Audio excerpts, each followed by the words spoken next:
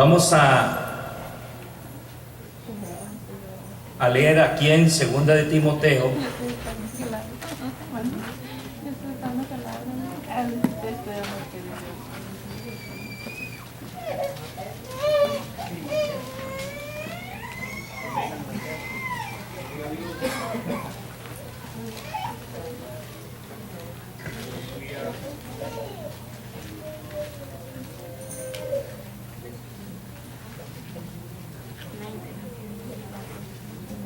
Gloria al Señor.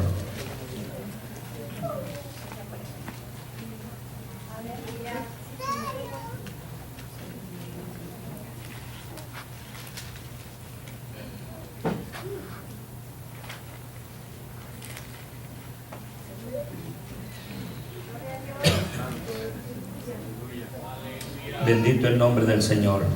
Amén. Tienen allí 2 de Timoteo, ¿verdad? Amén. Vamos a leer, hermanos. Queríamos leer un versículo nada más, hermanos, y vamos a leer capítulo 2.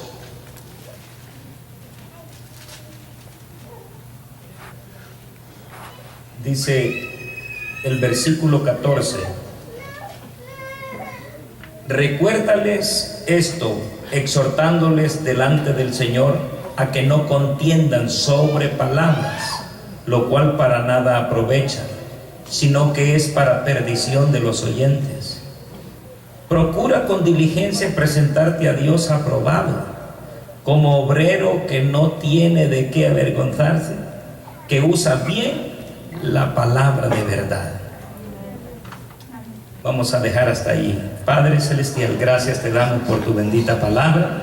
Señor, bendice a cada uno de mis hermanos, quienes van a estar escuchando esta palabra.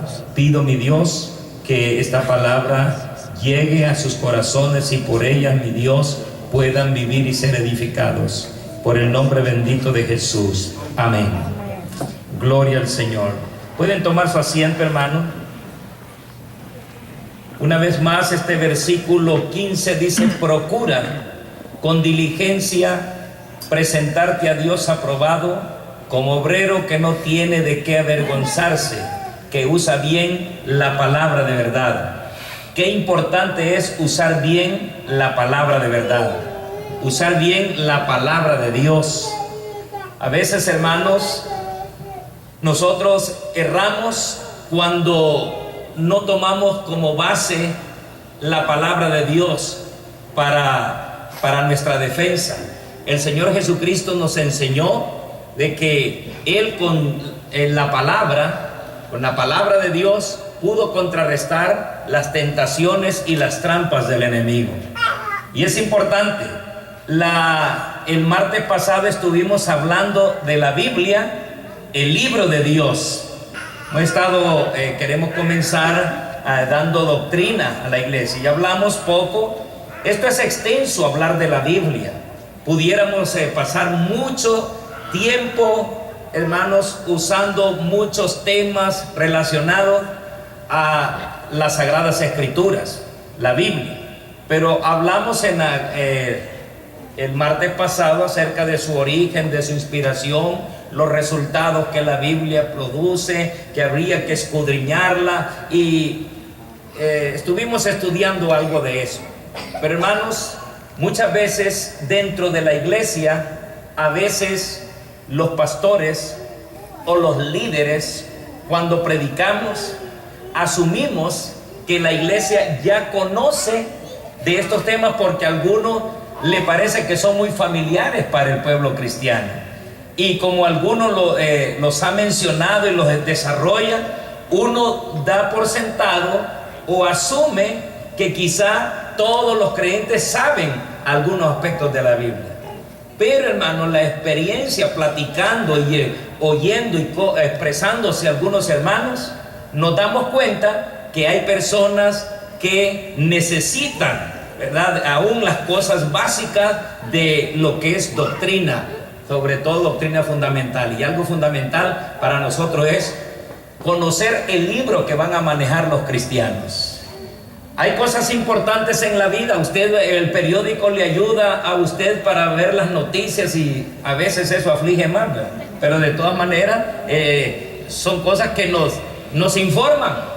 Y hermano, y es bueno también leer libros que nos van a educar, libros que van a ayudarnos a nuestro crecimiento como persona, ¿verdad? En cualquier área de nuestra vida. Y hermanos, el leer libros y todo este tipo de cosas es importantísimo para el crecimiento y el desarrollo de la vida del ser humano, para educarse, informarse.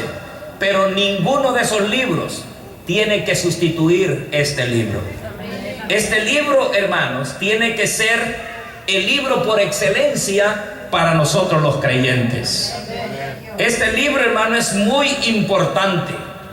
Tal vez no el empastado, no la cubierta o la versión, o quizás la pasta dorado o plateado o color rosa. Todas esas cosas son secundarias. Lo importante, hermano, es el contenido de esta palabra. Es lo que Pablo le dice a Timoteo: procura con diligencia presentarte a Dios aprobado, como obrero que no tiene de qué avergonzarse y que traza o usa bien la palabra de verdad. Nosotros, hermanos, aparte de esos libros importantes que podemos leer, la Biblia, hermanos, es el libro por excelencia, es el libro que trae mejor educación para nosotros. Amén. Otros libros nos pueden dar instrucciones académicas, instrucciones seculares, y también instrucciones en la formación quizás del ser humano.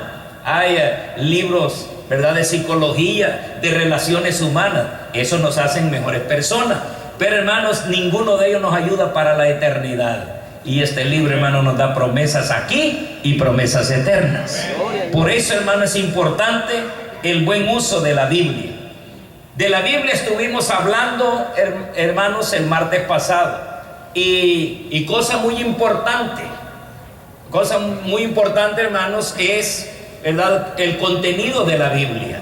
Ya sabemos que la Biblia está dividida en dos partes: Antiguo Testamento y Nuevo Testamento, ¿verdad? O Antiguo Pacto y el Nuevo Pacto. El Antiguo Pacto se regía por la ley, el Nuevo Pacto se rige, hermanos, por la fe en el Señor Jesucristo, por el sacrificio que el Señor Jesucristo hizo. La Biblia originalmente no venía con capítulos ni versículos, porque, hermanos, ustedes van a ver, hay otras versiones que nosotros, por ejemplo, la versión de 1909, hay libros que esta de 1960 comienza quizás en otros capítulos que la otra versión, otra revisión no los consideró. A ver, algunos libros tienen en aquella versión, tienen quizás más versículos que de un capítulo que otros. Pero no vamos a entrar en eso, porque nos pasaríamos aquí buscando, por ejemplo, el libro de Job, ¿verdad?, de que, como un ejemplo. No venían con capítulos y versículos. Esto se hizo tiempo después, se hizo para un mejor estudio, ¿verdad?, para los lectores, para que ellos se les facilitara de una manera mejor cómo estudiar la palabra.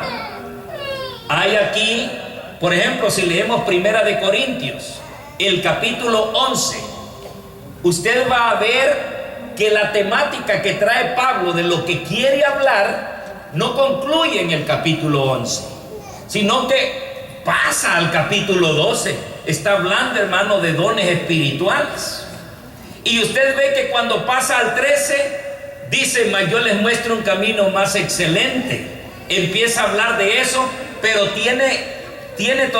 todavía está tomando parte el mismo tema, porque pasa al capítulo 14 y sigue hablando de los dones espirituales o cómo ministrar esos dones.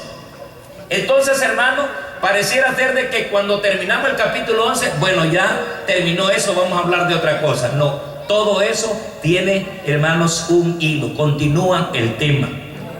Entonces, para eso, hermano, o sea que uno no va a depender propiamente de capítulo y versículo y va a cortar un tema, sino que puede seguir.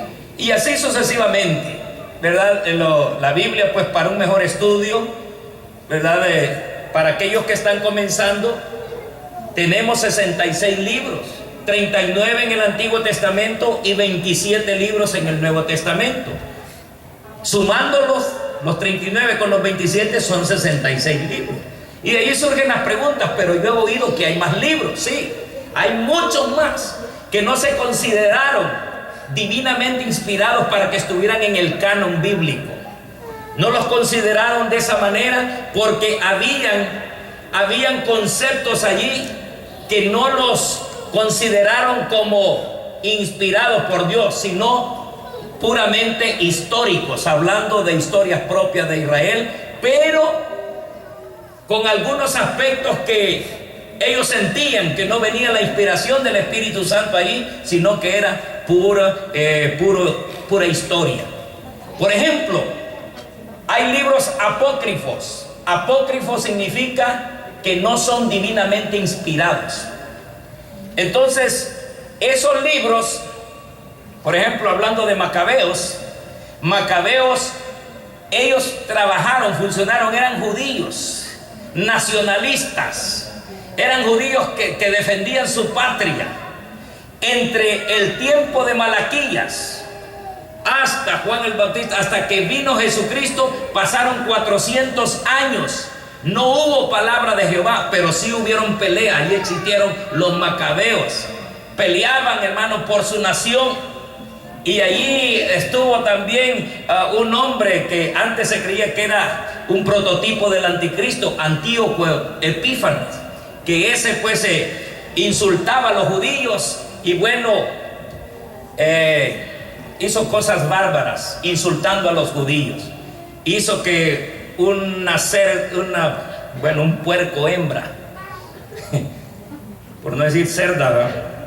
O una puerca, se oye muy fuerte, ¿verdad? Pero bueno, vamos a decir un cerdo hembra, hermano, la pusieron en el altar de los judíos y todo esto provocaba furor, había celo religioso en ellos y peleaban por eso los judíos. Entonces, toda esa situación se narra en esos libros apócrifos y son históricos. Al final de esos libros, por ejemplo, en Macabeos dice, pide una disculpa el escritor de Macabeos. Bueno, dice algo así: hemos tratado y considerado de poner todo en lo que hemos recordado, pero si algo se nos ha quedado por allí, no lo hemos puesto bien, pedimos como una disculpa. El Espíritu Santo nunca pide disculpas, ¿verdad? Entonces, cuando estaban formando el canon bíblico, dijeron, estos libros no los consideraron como los libros que tenían que leer los creyentes. ¿Por qué? Eso los hacía pensar de que no estaban siendo inspirados por el Espíritu Santo. Aparece también otro libro allí, de Tobías, que un varón llamado Tobit, como allá la ley, si un varón, y esta ley la seguían, si un hombre tenía su esposa y este hombre fallecía y la esposa vivía, quien tenía que tomarla como esposa es el pariente más cercano. En este caso tenía que ser un hermanito. Entonces murió este hombre y el hermano más próximo, más cercano, la tomaba para que siguiera la descendencia, ¿verdad? Y también no dejar desamparada a la mujer. Esas leyes se hacían. Y así, si moría el otro, pues era el pariente más cercano. Total de que a esta mujer, ahí en el libro de Tobías se menciona de que murió el esposo. Luego, hermano, ¿verdad? La tomó el hermano más cercano. Y así pasaron 7. Y como las familias eran grandes, no había planificación familiar. Entonces las familias crecían. Entonces, ¿qué sucedía? ¿Qué sucedió con eso? Le llegó el momento a Tobías. Era pariente cercano de una mujer que todos sus hermanos estaban muriendo. Y él dijo, ay, si yo me meto con esta me muero también. Y entonces él, ¿qué es lo que hizo? Entonces ahí es donde viene, hermanos, la situación. Él sintió aflicción porque a él le tocaba, no podía huir de eso. Entonces allí en su ruego, en su gemir, en su angustia, dice que vino el ángel San Rafael. Viene el ángel San Rafael y le dice qué es lo que tiene que hacer. Que mate un pajarito, que le saque el corazón y que lo cueza bajo las cenizas y que después lo deje por ahí. Prácticamente es como agüero eso, ¿no? Es como, hermano, encantamientos, algo así. Entonces, cuando estaban formando el canon bíblico, dijeron, estos libros no son divinamente inspirados. Para no seguir con esto, hermano, por eso no fueron incluidos. Y usted se va a dar cuenta de que hay libros apócrifos. La Iglesia Católica tiene incluidas en su Biblia estos libros.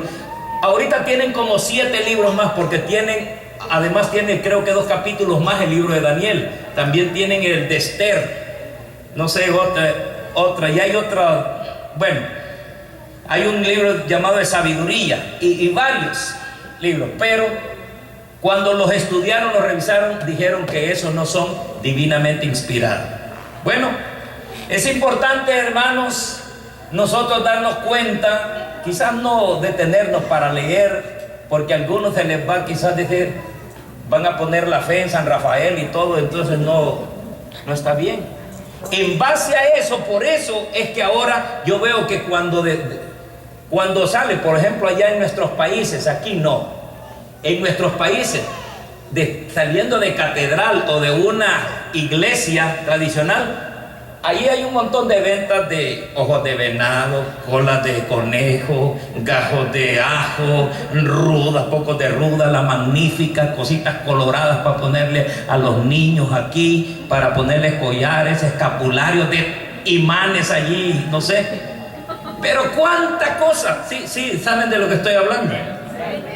Por casualidad no anda uno de ustedes allí en la magnífica, un librito de las oraciones bendecidas aprendidas.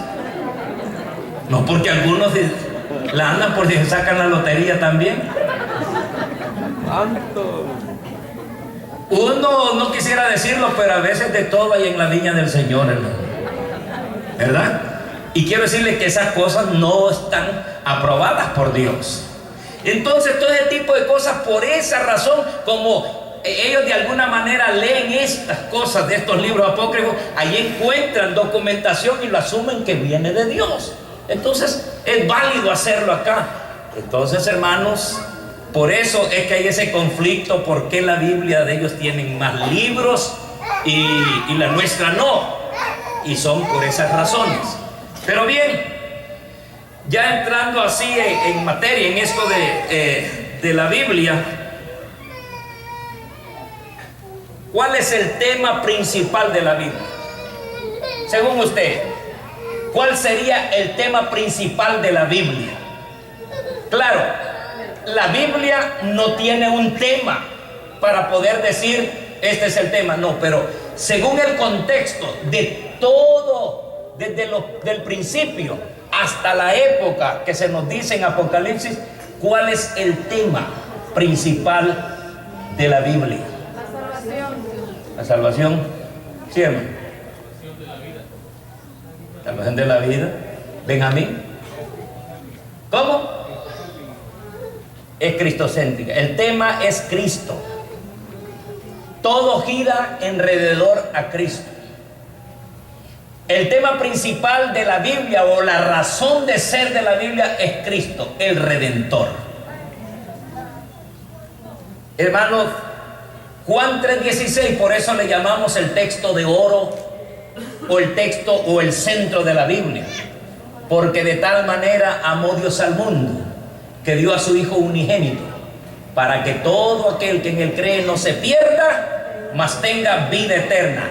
Entonces esa vida eterna, hermanos, está en Cristo Jesús. Así que pudiéramos asumir que, hermanos, la Biblia, hermanos, el centro o el tema es Cristo mismo. La Biblia está constituida por 66 libros. Tiene, hermanos, un tema central y es Cristo. Porque el Antiguo Testamento anunciaba de ese Redentor. Cuando el hombre pecó, cuando el hombre falló, Dios empieza a dar sentencia a cada una de las personas involucradas en el pecado. Y empieza a decir acerca de la maldición a Adán, que maldita será la tierra, ¿verdad? Por causa de ese pecado.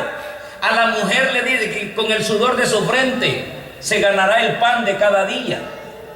O sea, habla de lo trabajoso que iba a ser eso. Y a la mujer también le da su sentencia. Cuando llegó a la serpiente, le dijo que pondría enemistad.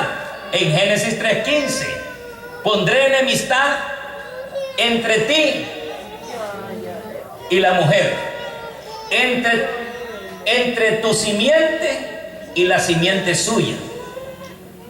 Tú le herirás en el calcañar y ella, esa simiente de la mujer, te herirá en la cabeza. Ahí está hablando de redención, está hablando de recuperar, porque el golpe en el calcañar iba a ser un golpe, pero el de la cabeza era destructivo. Entonces estaba hablando de esa redención. Desde allí se está hablando, hermanos, de Cristo. E incluso cuando lo vistió Dios, el hombre y la mujer se estaban cubriendo con hojas de higuera, ¿verdad? Así dice la Biblia. Con higuera se escondieron. La higuera se marchitan, pero Dios quiso cubrir su desnudez con algo más consistente. Tuvo que sacrificar un animalito, porque dice que les hizo túnica de pieles y los cubrió. Ahora, ¿de dónde se consiguió la piel? Para cubrir la desnudez del hombre y de la mujer, hubo un sacrificio.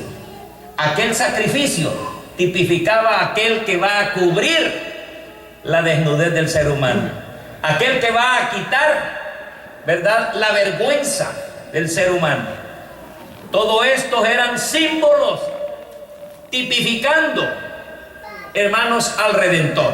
Entonces podemos concluir que la Biblia, o el centro de la Biblia es, o el tema de la Biblia es Cristo Jesús.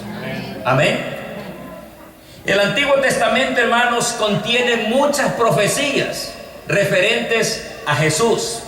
Hay tipos proféticos, simbólicos, concernientes a Cristo. El Nuevo Testamento ya nos habla de la venida de Cristo.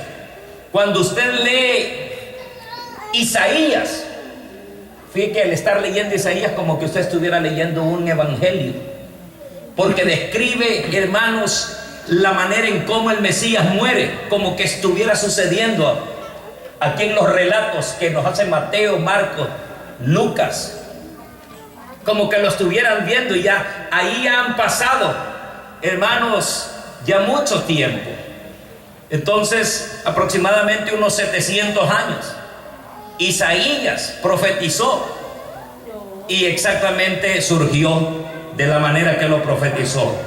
Cristo es anunciado, hermano, en el Antiguo Testamento y revelado en el Nuevo Testamento.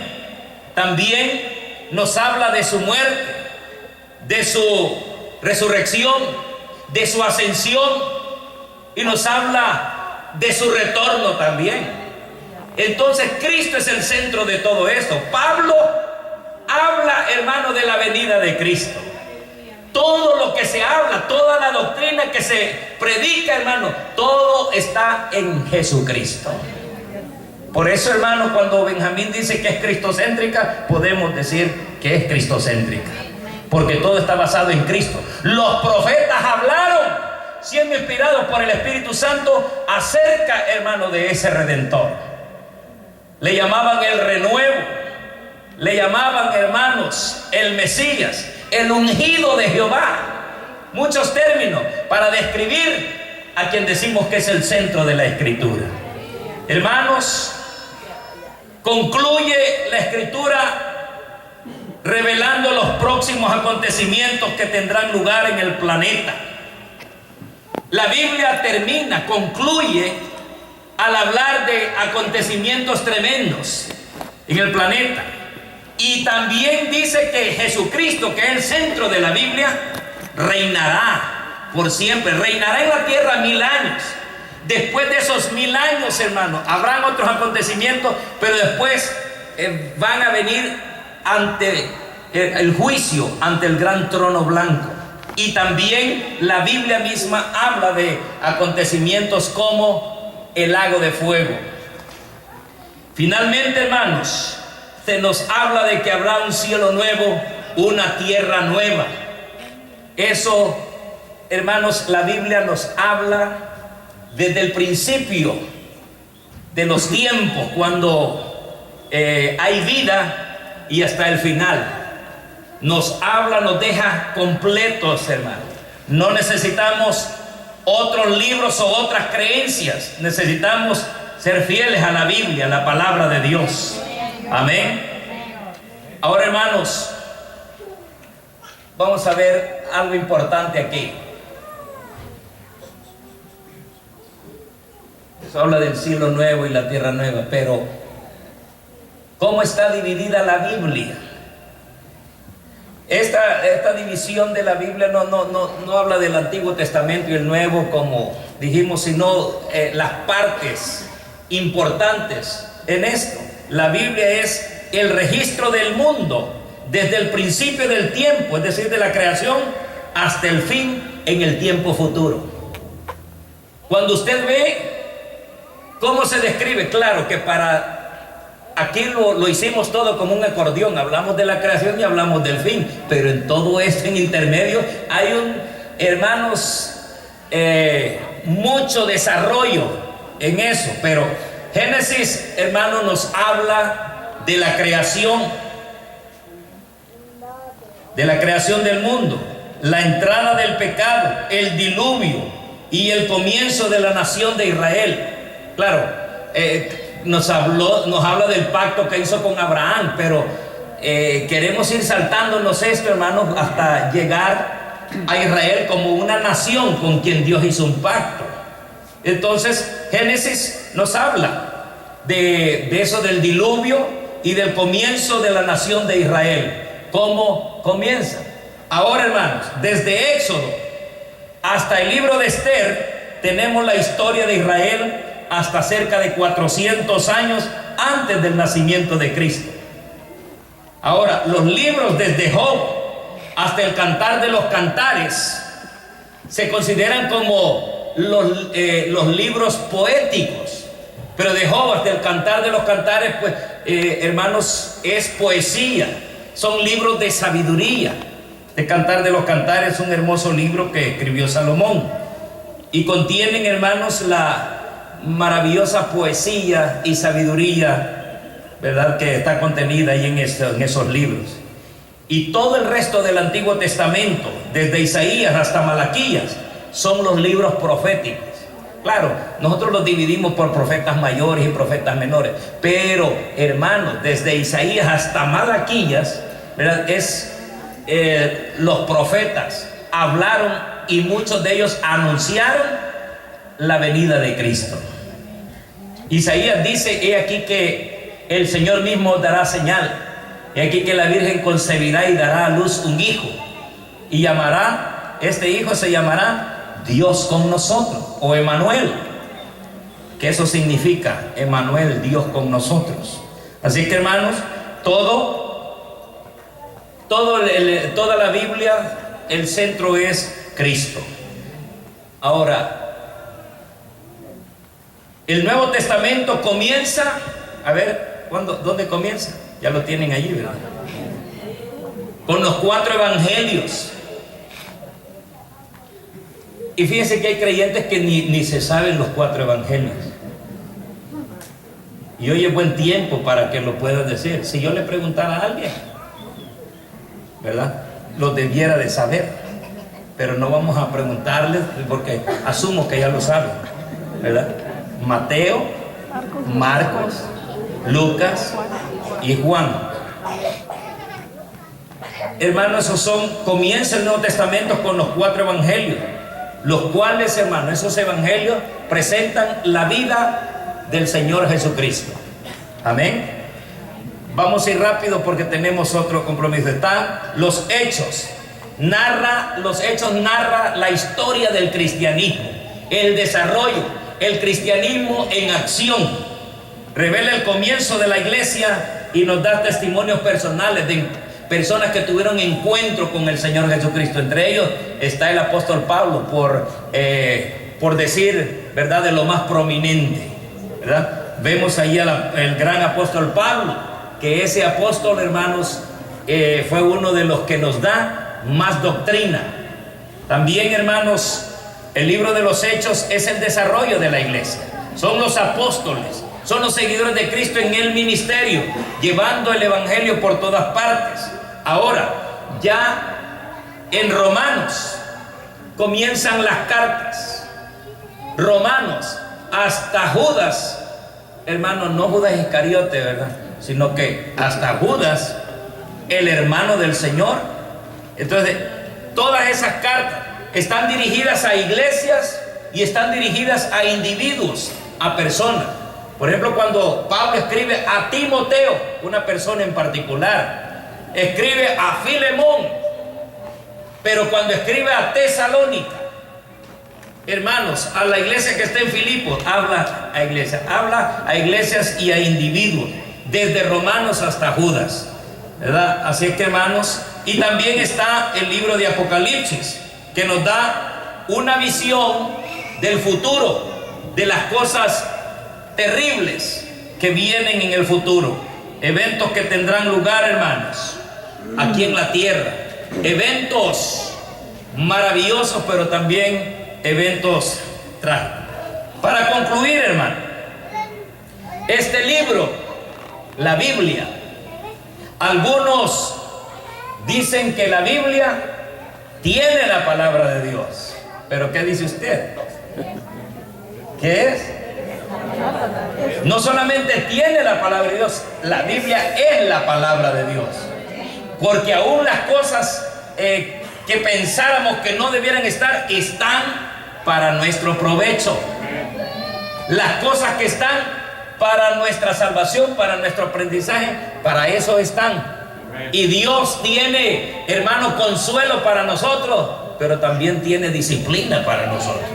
Así es que todo lo que Dios ha inspirado acá es bueno para nosotros. Es la palabra de Dios. Sus doctrinas, hermanos, son santas. Sus historias son verdaderas. Y sus decisiones son inmutables. Es decir, las decisiones que Él hace no cambian. Ahora, hermanos, la Biblia, va a haber algo allí importante. La Biblia, hermanos, léala para ser sabio, créala para ser salvo y practíquela para ser santo. Así que estas 3 cosas son importantes. Necesitamos leer las Santas Escrituras para ser sabios, para ser salvos y para ser santos. Porque esto nos ayuda para la salvación que es en Cristo Jesús. Y porque al leerla nos da conocimiento, somos sabios, pero al practicarla, hermanos, cumplimos el propósito, ser un pueblo santo, dirigido por la palabra de Dios. La Biblia contiene luz para dirigirlo, alimento para sostenerlo y consuelo para alentarlo. De todo hay en la palabra de Dios, hermano. Hay consuelo. Hay personas que piensan que al predicar la palabra de Dios solo vamos a predicar el golpe. Hermanos aquí, hermanos allá, y nunca hay un mensaje de consuelo. Pero dice San Pablo que la profecía viene para 3 razones. Amén. para exhortar, para consolar y para edificar, nunca para destruir. Amén. Que nuestro mensaje, que los que predican o los que predicamos acá, tengamos en cuenta que hay veces que se necesita que el pueblo se meta al redil, pero no siempre los vamos a estar queriendo meter al redil. A veces están padeciendo algo, una palabra de aliento, una palabra, hermanos, ¿verdad? De un bálsamo. Y entonces eso es lo importante, hermano. Por eso cuando viene un evangelista, hermano, el evangelista, él tira y va con todo, y viene aquí, él no se siente responsable, pues en los problemas él se los deja al que queda ahí. Pero está bien, porque ese es el llamado, y bueno, él trae un mensaje que despierte a la iglesia, y la gente y las personas dicen: Dios nos habló, Dios nos habló. Y sí, pero la situación es que también Dios habla, hermano, en cada circunstancia de la vida. Y hermanos, los que predicamos, no solamente vamos a decir: estuvo hermoso el mensaje cuando le dimos a todos, ¿verdad? Ni tampoco estuvo maravilloso cuando solo los consolamos. Cada cosa tiene su razón de ser, hermano. Por eso la Biblia no en vano dice que hay que llorar con los que lloran, pero también hay que gozarse con los que se gozan. Un día me tocó a mí celebrar una quinceañera, al siguiente día fui a un funeral. Estaba bien alegre, comiendo y todo, y aquello, pero después hay que ir a un funeral. Como que hay que gozarse con los que se gozan, y ya hay que ir a llorar allá también. Bien le dan trabajo de endechador a uno. Los endechadores tenían el trabajo de ir a llorar.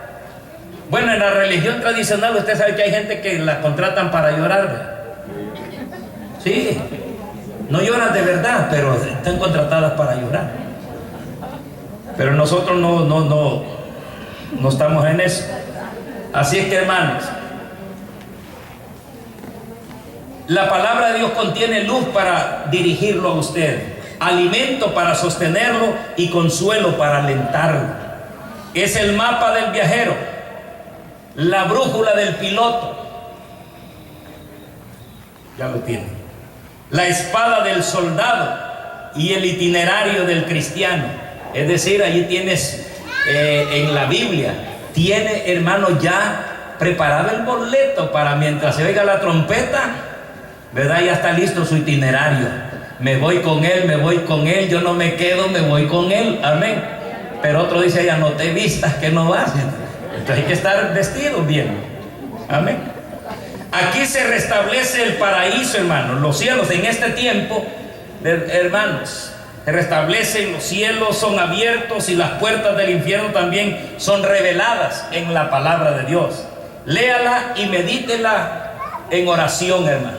La Biblia no solamente contiene palabra de Dios, sino que es la palabra de Dios. Así que, hermanos, es importante el uso que hacemos con la Biblia, con la palabra del Señor. Inmediatamente, hermanos, ahora vamos a presentar algo muy importante.